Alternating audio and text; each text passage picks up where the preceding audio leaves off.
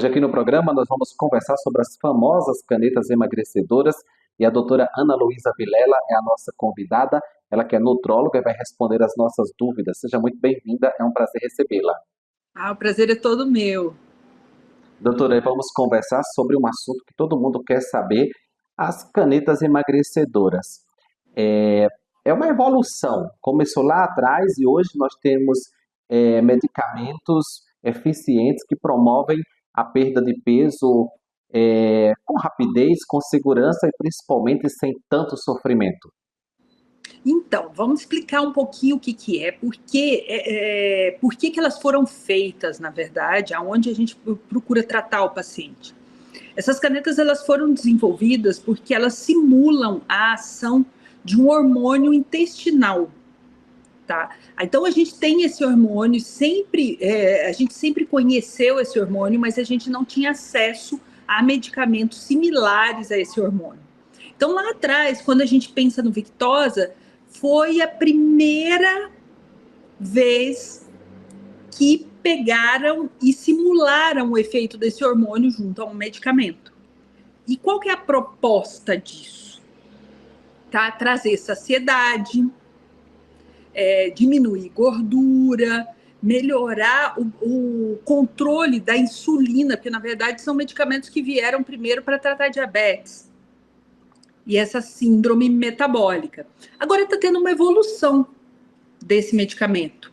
A gente começou com Victoza, agora depois a gente veio para o Ozempic, e agora a gente está chegando à era do Mounjaro, que na verdade são 2 hormônios, é uma evolução ainda maior. Por que a febre, né, Salatiel?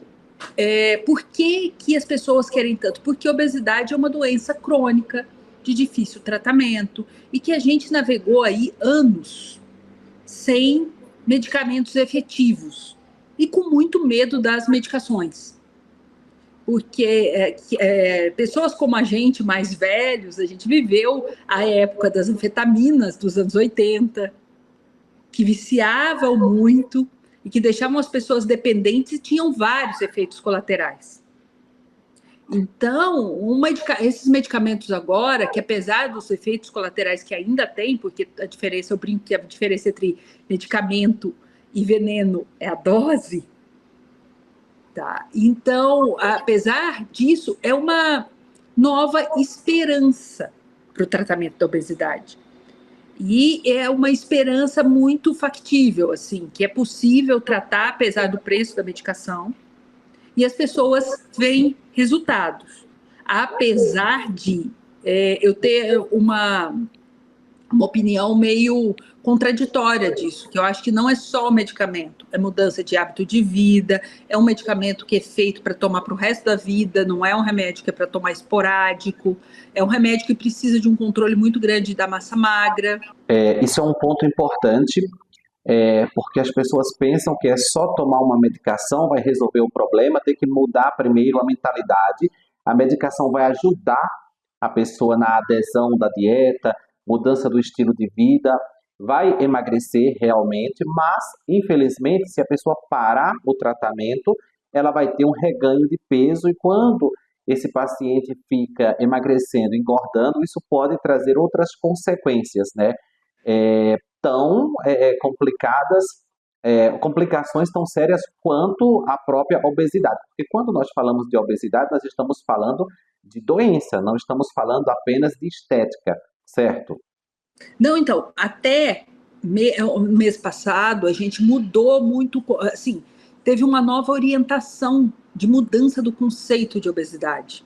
Por quê? Isso até para ajudar médicos e pacientes a entender o quadro complexo que é a obesidade. Porque hoje a gente entende a obesidade como uma doença multifatorial. E não é só o peso do corpo.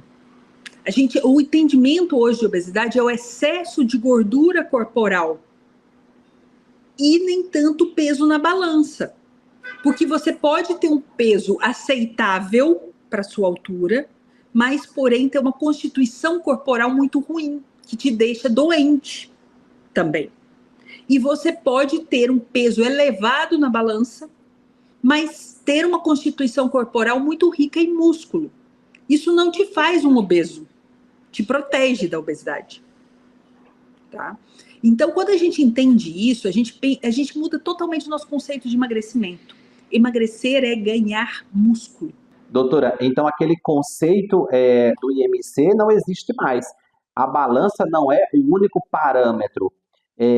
Precisa, de fato, passar com um especialista, fazer exames, entender a composição corporal, a condição clínica, de modo geral, desse paciente, para então poder fazer a instituição do melhor medicamento, né, se necessário, o melhor tratamento, inclusive algumas canetas, né, estamos falando delas, são acessíveis, é possível comprar até sem receita médica, mas o uso indiscriminado de remédios envolve riscos, né, riscos sérios.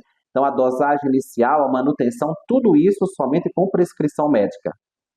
Então, é muito importante a gente dizer que, apesar da medicação não ser uma medicação controlada, ela tem pessoas que não podem e não devem usar.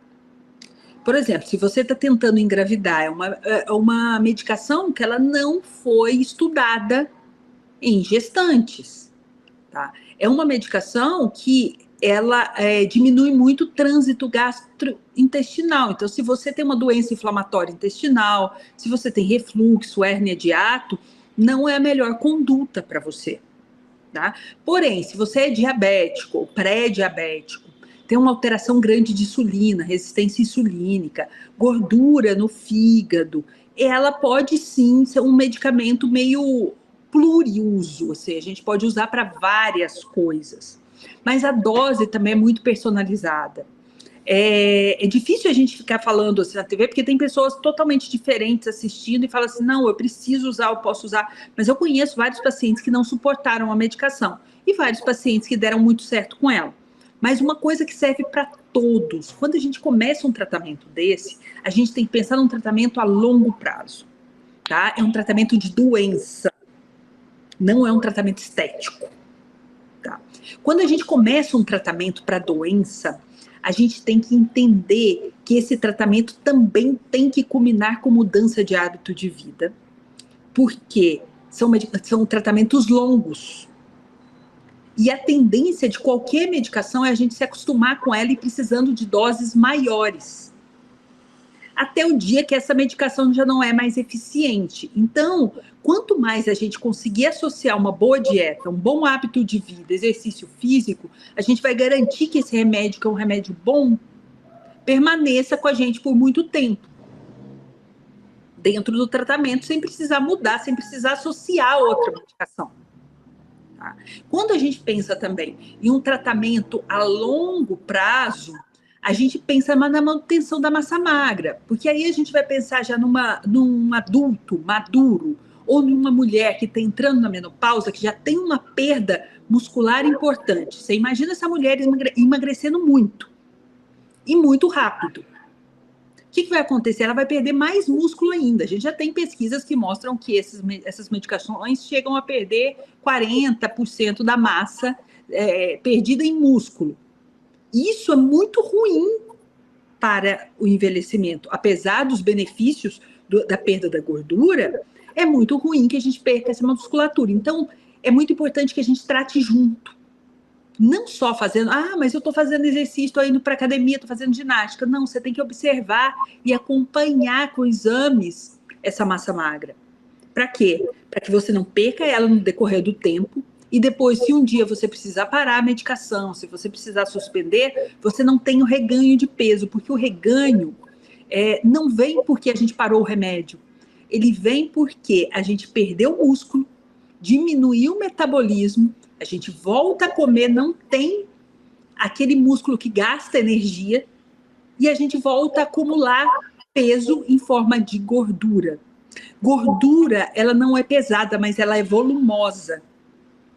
Músculo é pequeno e pesado. Então, quando a gente vê perder medidas, provavelmente a gente está perdendo gordura. Quando a gente aumenta nosso peso na balança e perde medida, provavelmente a gente está ganhando músculo. E isso é muito importante para uma manutenção futura. tá? Porque é muito difícil com a idade a gente ganhar músculo. Então, imagina se a gente perder aí 8 quilos de músculo. Nossa, a gente vai ter muito trabalho, vai ter um retrabalho em reganhar isso para a gente manter nossa força muscular, nossa rigidez, ó, sabe? Nossa qualidade de vida. Colocações importantes da doutora. Então, realmente requer um acompanhamento profissional, tanto no sentido da manutenção da massa magra, como também para evitar o reganho de peso. Emagrecer é fácil, né, doutora? Agora, ficar magro por muito tempo é o desafio. Muito obrigado pelas informações. Volte outras vezes para conversar conosco e tirar nossas dúvidas. Ai, com certeza. Muito obrigada pela oportunidade de esclarecer dúvidas tão importantes assim. Muito obrigado você também pela companhia. Eu te espero no nosso próximo bate-papo aqui no Doutor TV.